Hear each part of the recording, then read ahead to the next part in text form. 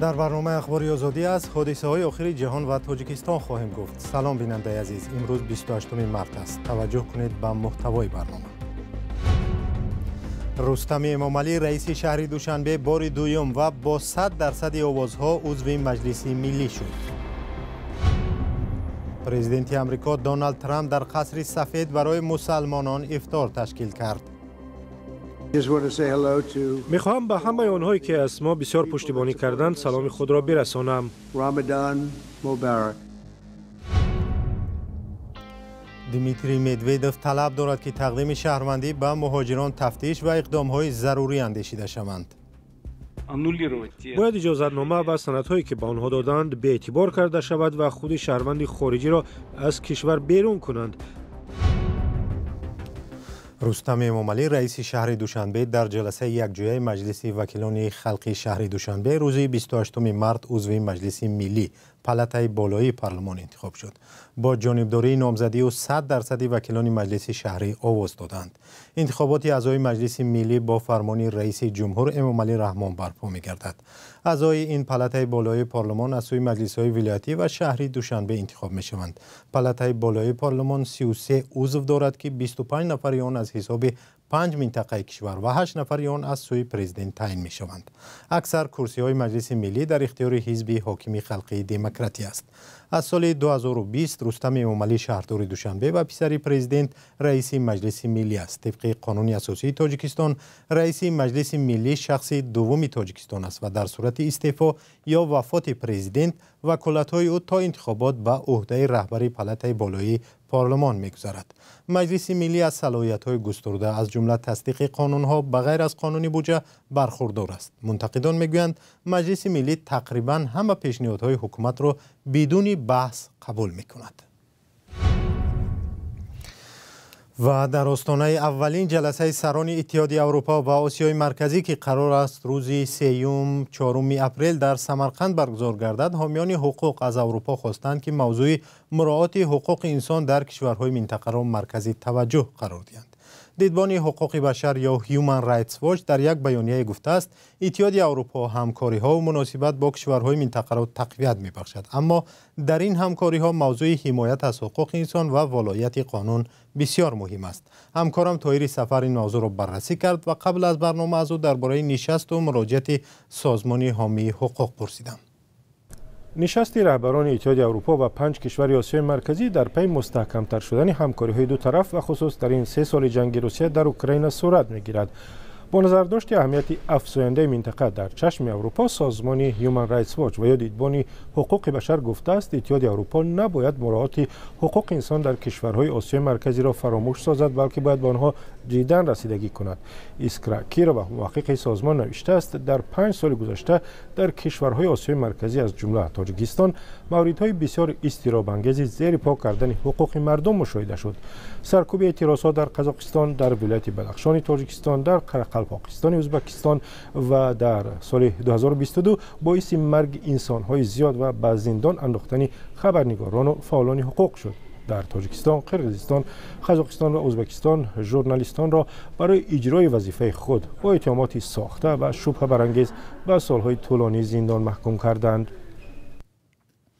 سوال دیگر از همکارم درباره وضع تاجیکستان بود که چگونه شده است هرچند سالهای اخیر از بدتر گشتن آن بسیار میشنویم. دیدبان حقوق بشر درباره تاجیکستان گفته است خبرنگارانی که درباره سرکوب‌ها در بدخشان گزارش می‌دادند هدف قرار گرفتند. 7 خبرنگار از جمله الفت خانی محمدشیب از 7 و تا به 21 سال زندان محکوم شدند و محاکمه‌ها هم پشت درهای بسته صورت گرفت. دادگاه عالی ماه فوریه امسال خبرنگار دیگر رخشانه حکیمова را به 8 سال زندان محکوم کرد و خشم جامعه و کاربران شبکه‌های اجتماعی را برانگیخت. ده‌ها فعال و خبرنگاران با مراجعت به پرزیدنت امامعلی رحمان خواستند برای رهایی حکیم و رخشانه که مادر 2 طفل خردسال است مساعدت کند، ولی تاکنون معلوم نیست که پاسخ گرفتند یا نه.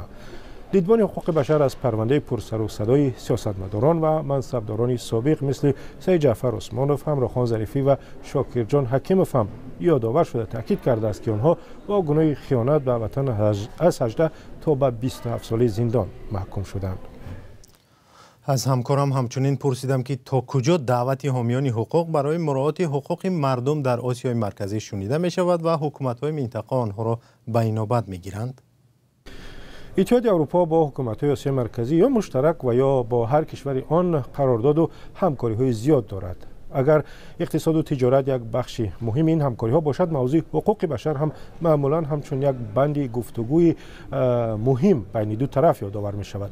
مثلا سال پیش وقتی اتحادیه اروپا تخمیناً $2 میلیون را برای رشد دموکراتیا و حقوق انسان در تاجیکستان اختصاص داد و عین زمان حکومت را برای بستن 700 سازمان غیر دولتی تنقید کرد.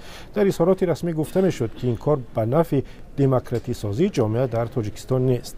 برخی مناقضان میگویند که سالهای اخیر مراجعت‌های بروسل به مقامات دوشنبه درباره حقوق انسان بیشتر پوشیده و در مکالمه‌های سیاسی پس درهای بسته صدا می‌دهند و پنهان ماندن موضوع از چشم جامعه هم شاید باعث سال تا سال بدتر شدن وضع حقوق انسان می‌گردد. همکارم طاهری سفر درباره مراجعت دیدبان حقوق بشر از اتحادیه اروپا درباره رعایت حقوق انسان در کشورهای آسیای مرکزی صحبت می‌کرد. ای هموطنی عزیزتر از جان، ای یوسف امروزین کنعان، بیرون ز وطن چی حال داری؟ بیا و از روزگارت ما را آشنا کن. بینندگان عزیز، اگر شما دور از تاجیکستانید و از نازکی‌های مهاجرت آگاه هستید و می‌خواهید دیگران نیز بدانند، پس این برنامه برای شماست. روزگار مهاجر، مطابق شوی به محیط نو، قصه‌های انسانی و سبق‌های حیاتی. در میانمار روزی 28 مارس زلزله پرقدرتی 7.7 درجه رخ داد و پس لرزه 12 دقیقه بعدش نیز ادامه کرد که 6.4 درجه حساب شد. مرکز زلزله در قسمت شمال و غرب شهر سیکین بوده. ساکنان شهری رنگان میانمار گفتند که مردم زیاد از خانه‌های خود بیرون شدند. در این باره CNN خبر داده است. مطبوعات میگوید که در قلمرو میانمار بسیار بیناها آسیب دیدند. پل مهمی که از دریای ایراوادی پیوندگری میان شهرهای سیکین و آوا میگذرد به آب افتاده است. احتمالاً ده‌ها یا صدها خانه ویران شده است. خبرها میرسد که در 1400 کیلومتر از مرکز زلزله در شهر تایلند بانکوک هم زلزله احساس شده است. برخی خبرگزاری‌ها میگویند تکانخوری زمین را ساکنان بنگلادش، هند، لاوس و چین هم احساس کردند. فعلا معلومات دقیق درباره شمار تلفات در میان مردم نشر نمی‌شود. دونالد ترامپ پرزیدنت آمریکا روز گذشته با تشکیل افطار در قصر سفید به نمایندگان جامعه مسلمانان برای پشتیبانیشان در دوره انتخابات عرض سپاس نمود. او گفت که در این چهاربینی نمایندگان عربستان سعودی، مصر، قطر، لبنان، پاکستان و دیگر کشورها حضور دارند. رهبر آمریکا اطمینان داد که ماموریت کاخ سفید به وعده‌های خود با جامعه مسلمانان وفا می‌کند. افطاری تشکیل شده اولین در دوره دوم ریاست جمهوری ترامپ بود. همکارم خیرامان بقازاده موضوع را ادامه می‌دهد. میخواهم به همه آنهایی که از ما بسیار پشتیبانی کردند سلام خود را برسانم. رمضان مبارک. روز پنجشنبه پرزیدنت ایالات متحده آمریکا دونالد ترامپ به مناسبت ماهی برای مسلمانان مقدس رمضان در قصر سفید افطار دایر نمود. ترامپ ابراز داشت که شماره رکوردی مسلمانان آمریکا از او پشتیبانی میکنند. میخواهم به طور خاص به صدها هزار مسلمان آمریکایی که در انتخابات پرزیدنتی سال 2024 ما را دستگیری کردند مینه‌داری خاص بیان کنم. آن عالی بود. ما کمی سست‌تر شروع کردیم ولی وقتی انتخابات انجام یافت دیدیم که پشتیبانی از ما مثل کشتی کیهانی بالا رفته است. میخواهم به همه ابراز سپاس کنم. ترامپ از پیمان ابراهیمی یادآور شد که در دوره اول ریاست جمهوری او میان ایالات متحده آمریکا و کشورهای خلیج فارس به امضا رسیده راه را برای بهبود روابط با یکی از ممالک اسلامی باز نمود. افطار در قصر سفید به زمان راست آمد که خاورمیانه با ناآرامی‌های جدی مواجه است. بسیاری از مسلمانان روی عالم از آن ناراحتند که ایالات متحده آمریکا عملیات نظامی اسرائیل در نوار غزه را دستگیری می‌کند. در این حمله ها که بعد یورش گروه اسلامی حماس به اسرائیل آغاز یافتند، ده‌ها هزار فلسطینی به قتل رسیدند. ایالات متحده آمریکا گروه حماس را در رویخط سازمان‌های تروریستی جای داده است.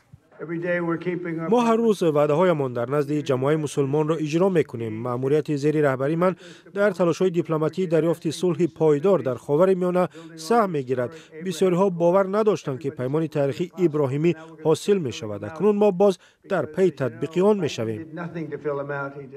اخیراً گزارش‌های نشر شدند که طبق آن مأموریت ترامپ می‌خواهد منع سفر شهروندان افغانستان و پاکستان و کشورهای دیگر به آمریکا را جاری کند. در دوره اولی ریاست جمهوریش ترامپ ورود شهروندان 9 کشور و از جمله 7 کشور اسلامی به آمریکا را منع کرده بود، ولی در سال 2018 با حکم دادگاه عالی این قرار بی‌اعتبار دانسته شد.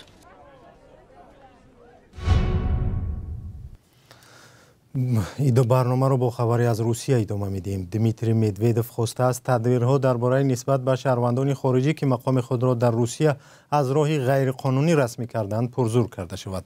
او پیشنهاد نموده است سندها و حتی شناسنامه روسی این مهاجران لغو شود.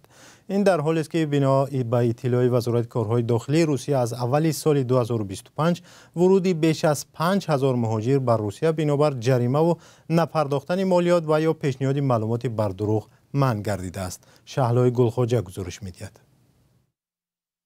مقامات روسیه می‌خواهند شهروندی مهاجرانی را که به گفته آنها گویا با راه‌های غیرقانونی به دست آمده است بیکار کنند.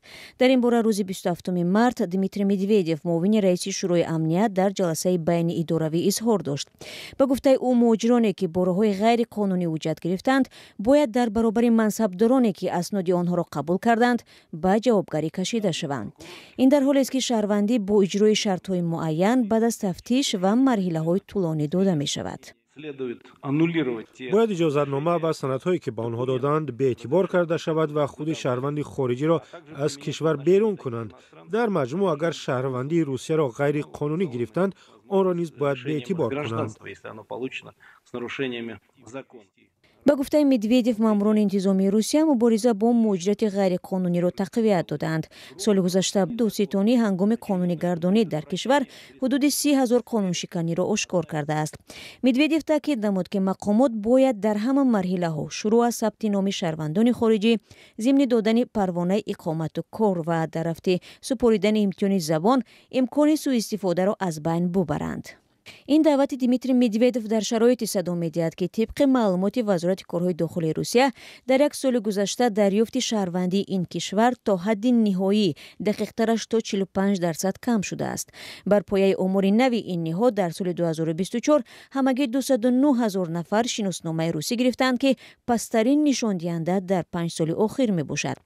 اما تعداد مهاجرانی که از روسیه اخراج کرده شدند برعکس به طور رکوردی بلند شده است.